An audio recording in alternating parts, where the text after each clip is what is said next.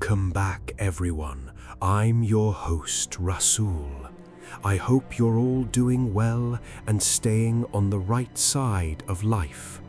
I'm doing great myself, and I've got a bone-chilling true story lined up for you today. This episode is titled The Cursed Woods of Pennsylvania. You see, beneath the vast landscapes of America, there are secrets buried so deep we can't even begin to imagine them.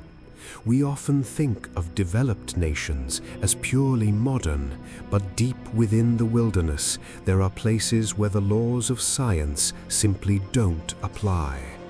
Today, I'm going to share a terrifying experience that took place in the heart of a remote American forest. Before we dive in, I want to thank all of you. This journey wouldn't be possible without your incredible support. I'm truly grateful for every message, subscription, and follow on Facebook and YouTube. Now, let's get into the heart of the matter. The background, 2009 to 2010. This story was sent to us by a man named Peter.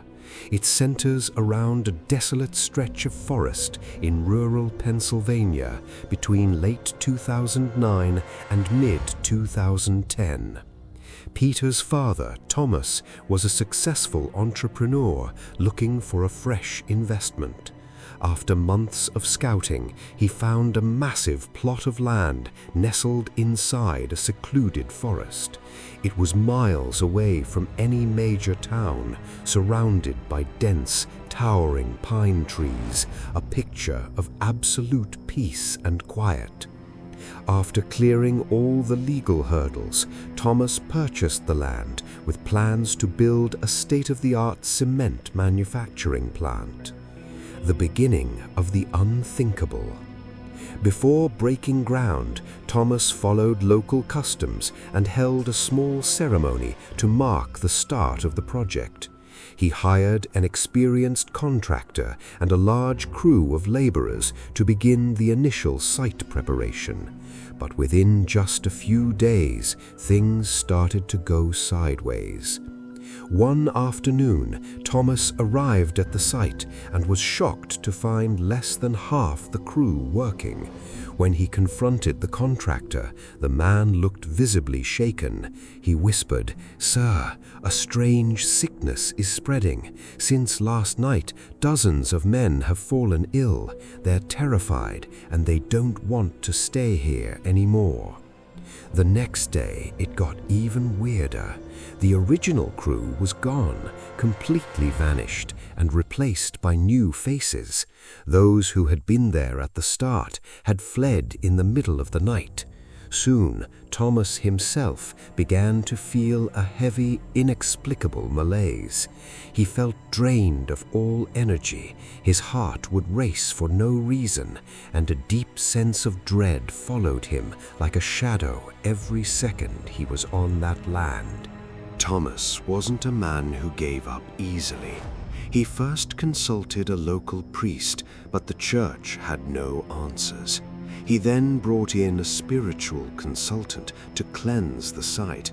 For a few days, things seemed to settle down, but then the situation took a turn for the horrific. The workers began exhibiting behavior that defied logic.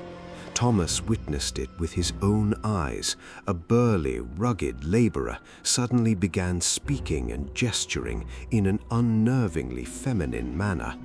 Others would collapse and sob like infants or start frantically digging into the dirt with their bare fingernails. But the most terrifying part, many of them began speaking in ancient guttural dialects that had never been heard in that part of Pennsylvania. The buried truth. With the project spiraling into chaos, Thomas sought out the local town elders. What they told him turned his blood to ice. It turns out that forest wasn't just a regular patch of woods. Back in the 1950s through the 70s, the area had been used as an unmarked mass grave. It was a dumping ground for those who had died during forgotten outbreaks, unclaimed souls buried without names or headstones. Over the decades, the forest had reclaimed the land, and the local government had let the history fade into obscurity. The moment heavy machinery began tearing into the earth and overturning the soil, those restless spirits were disturbed. Thomas realized then that this cursed land was never meant for construction. He immediately ordered all work to stop. Thomas eventually walked away from the project entirely, forfeiting the investment. The strangest part of all, within weeks of shutting down the site, the workers made a full recovery, and Thomas's own mysterious illness vanished as if it had never existed. So, listeners, that was today's story. We never truly know what secrets are hiding beneath our feet. Whether it's in America or right here at home, some places in nature simply do not belong to the living. Pennsylvania's cursed woods are a testament to that. How did you like today's episode? Let me know in the comments. And that wraps up our first account. I hope you're still with me after that one, but we're not done yet. Let's jump straight into the next story without wasting any time. Here we go. You wouldn't believe the ancient dark mysteries lurking just outside the neon lights of America's modern cities. Today's story is going to send chills straight down your spine. Welcome to this episode, The Fish from the Forest Drain. This terrifying account comes to us from Rafa, a resident of Lewisville, Pennsylvania. About a year ago, Rafa and her family went through a series of events so gruesome and inexplicable that it changed their lives forever. The setting: Lewisville, Pennsylvania. It started last winter. For no apparent reason, Rafa's sister-in-law, Tamana, began acting different. Tamana had always been the quiet type, but suddenly she became a stranger.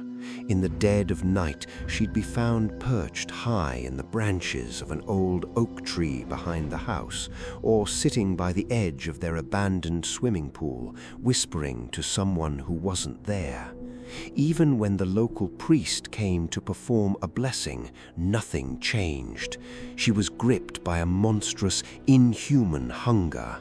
Rafa recalls times when Tamana would raid the fridge and devour a week's worth of groceries, raw or half-frozen, in a single sitting. The discovery of the cursed catch. One foggy, bone-chilling afternoon, Rafa's father-in-law and her husband were driving home from the city. As they took a shortcut through the dense woods, they noticed something impossible. In a large roadside drainage ditch, despite the dry winter pavement, a pool of crystal-clear water was teeming with catfish.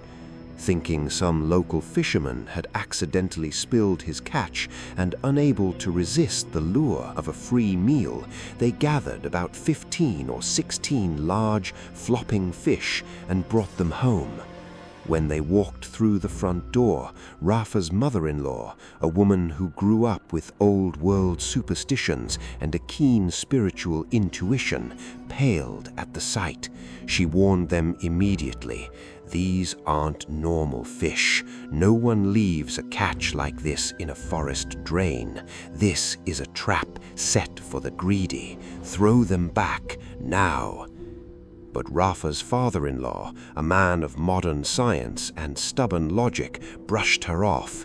He insisted on a fresh fish dinner. The catfish were placed in a large bucket of water, still very much alive. The moment the sun dipped below the horizon, the house transformed. Inside the bucket, the fish began thrashing with a violence that sounded like a hurricane trapped in plastic. In the kitchen, dishes began sliding off counters and shattering on the floor as if pushed by invisible hands. Terror gripped the household.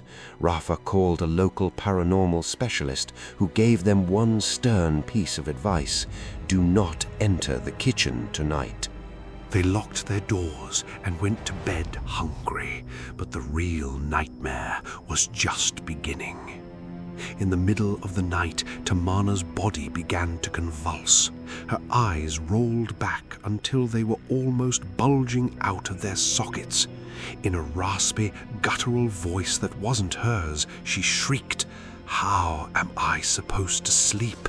You have my brothers trapped in that bucket in the kitchen. They are screaming in agony. Let them go, or I will end you all." In that moment, the family realized the horrifying truth. Those weren't just fish. They were manifestations of something far older and more sinister. A night of horrors. As the clock ticked toward the witching hour, the physical attacks began. Rafa's mother-in-law felt a sharp, burning sting on her leg. Within minutes, it had swelled into a blackened, bruised mass. Meanwhile, Rafa's father-in-law was trapped in a sleep paralysis nightmare, watching a dark, pitch-black hand reach out of the shadows to throttle him.